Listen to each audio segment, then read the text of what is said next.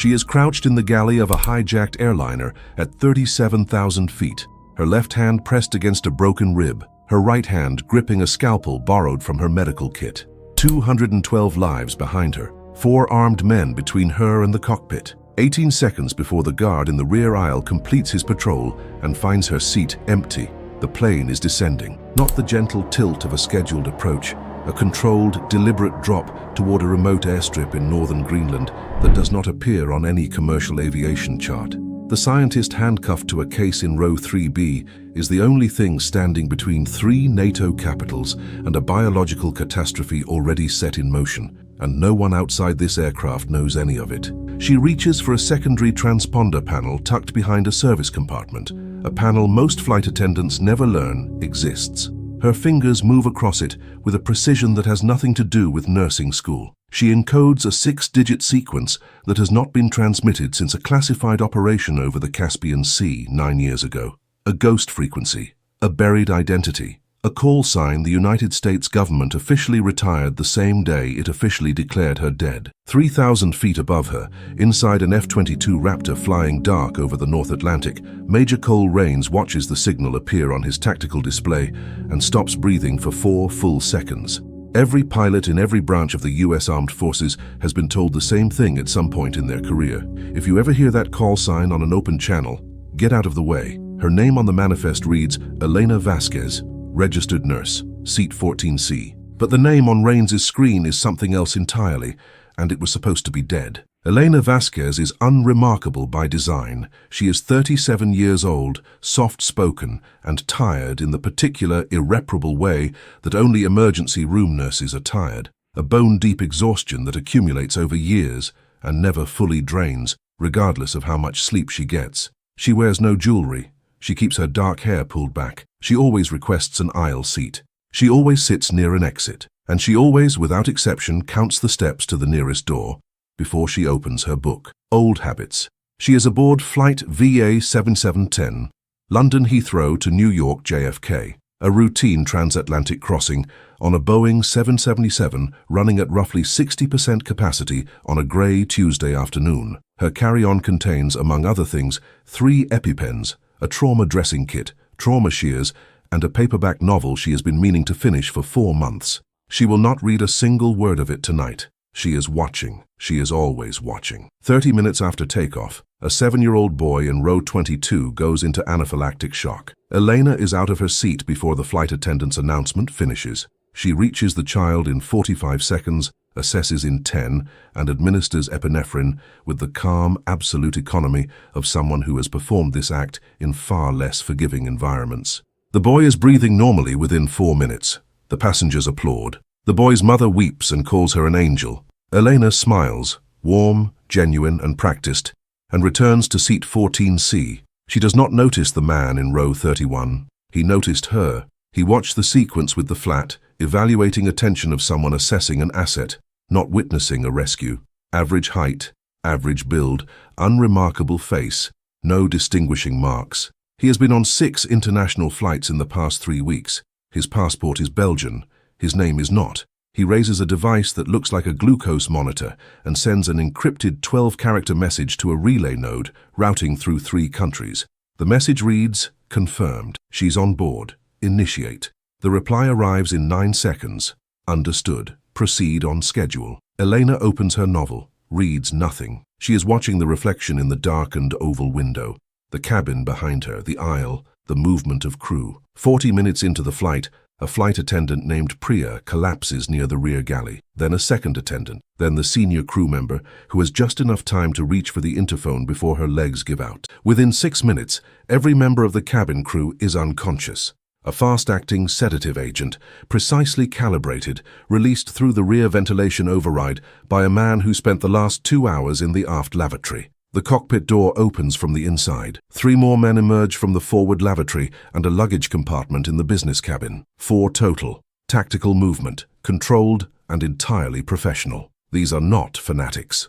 These are not ideologues demanding manifestos and media coverage. These are operators, trained men executing a mission.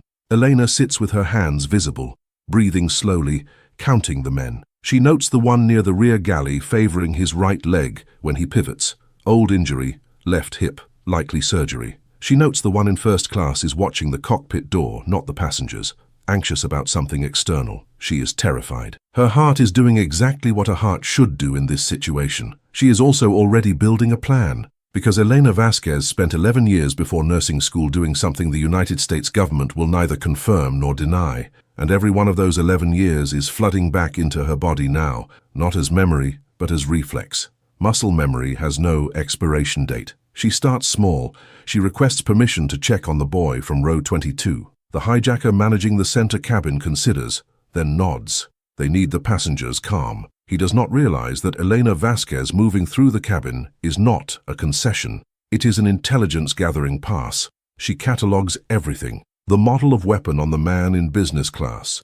Eastern European manufacture, not standard NATO issue. The interval between communication checks every 9 minutes, not 8. The one near the cockpit whispers to the door on every cycle, which means the fourth man inside is actively listening. She reaches the rear galley. She is alone for 40 seconds. That is enough. She does not touch the emergency radio. They will be monitoring those frequencies. She moves directly to the secondary transponder service panel, behind a grey maintenance hatch that most crew members never open. She was briefed on its existence 11 years ago, in a windowless room in Virginia, during a training module that officially never happened. Her fingers find the sequence by feel. 6 digits.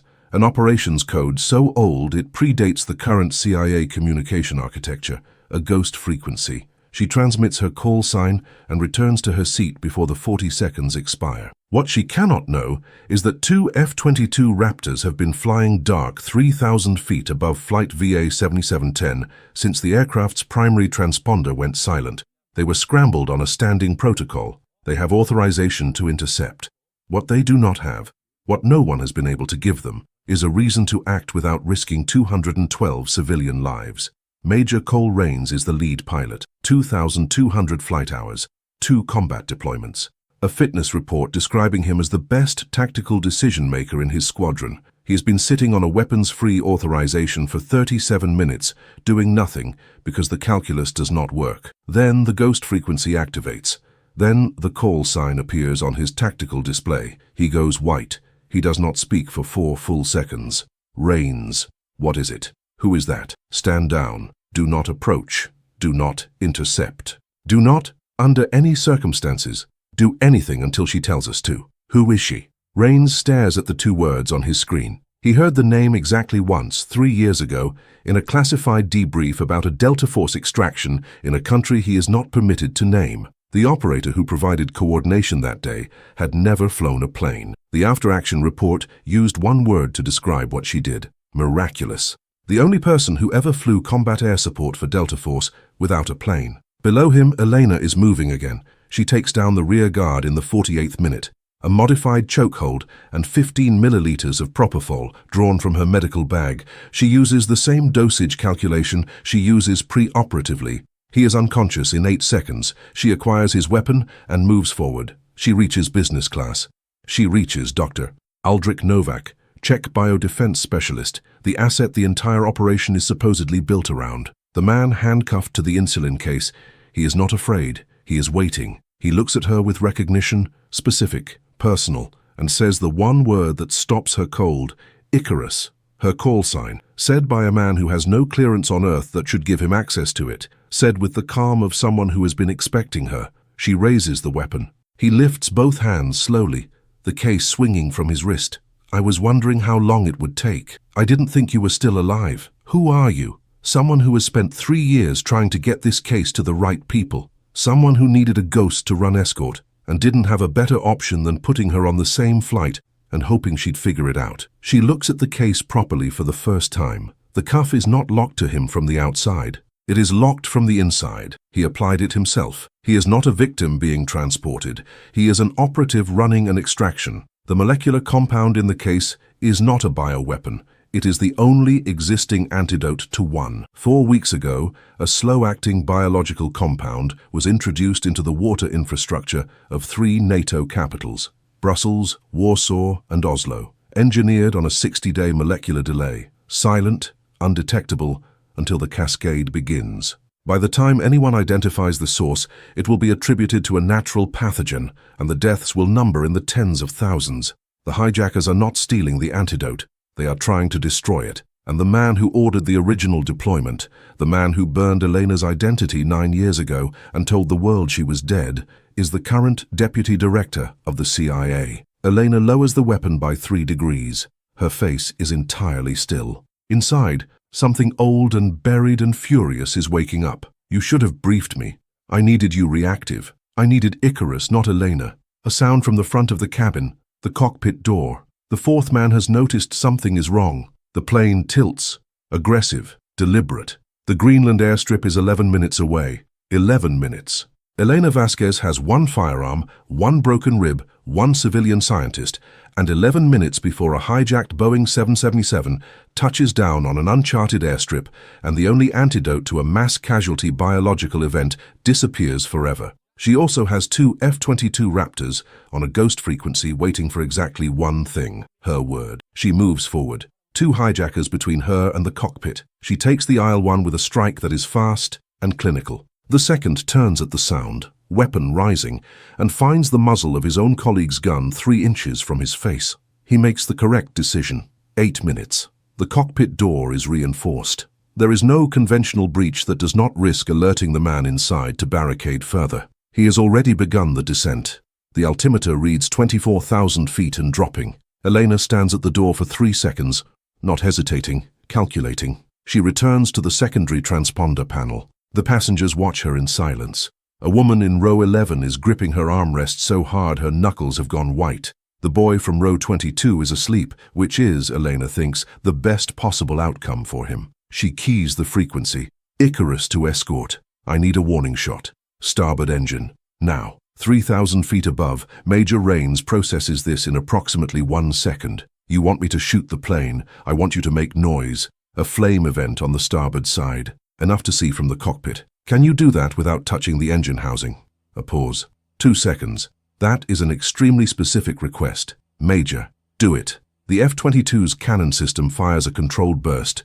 A single disciplined pass, close enough to the starboard engine nacelle to produce a visible pressure bloom and a brief dramatic flame trail without breaching the housing. From inside the aircraft, the effect is unambiguous. One engine appears to be on fire. Inside the cockpit, the hijacker sees it, and he does what Elena calculated he would do, because these men are operators, not martyrs. He cannot complete his mission if the plane goes down over the Atlantic. He unlocks the door to communicate the emergency to the cabin. Elena is already there. The fight is short. It is not elegant. It is the kind of targeted, efficient violence that a person accumulates over 11 years in classified operations, finished before the man fully understands it has begun. The cockpit is hers. She takes the controls. The Boeing 777 is at 19,000 feet, in a 15-degree descent, 53 miles southeast of the Greenland coast. Elena Vasquez has never officially qualified on a commercial aircraft. She has, on 3 separate occasions in her previous life, landed military transport variants in conditions that were not, by any definition, conducive to landing. She pulls back on the yoke. She keys the emergency international frequency, the one every air traffic controller on the North Atlantic track is monitoring. This is Flight VA-7710, declaring an emergency. I have the aircraft, requesting immediate vectors to the nearest RAF-capable field. A beat of silence on the frequency. VA-7710. Say again your status. Are you the flight crew? I'm the nurse in seat 14C, and I need a runway. Now please. Major Rains pulls alongside in the F-22, close enough that Elena can see the aircraft through the cockpit glass.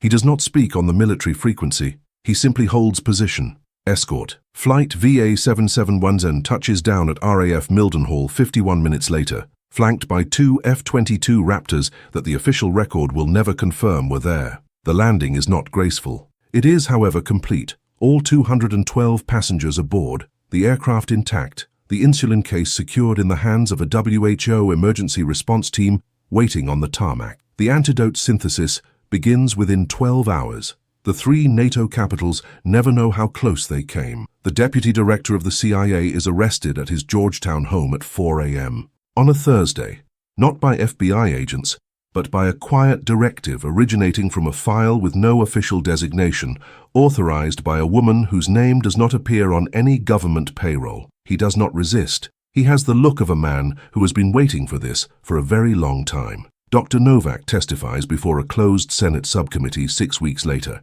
He is asked repeatedly to identify the individual who secured the cabin and landed the aircraft. He refers to her every time with the same 2 words: a nurse.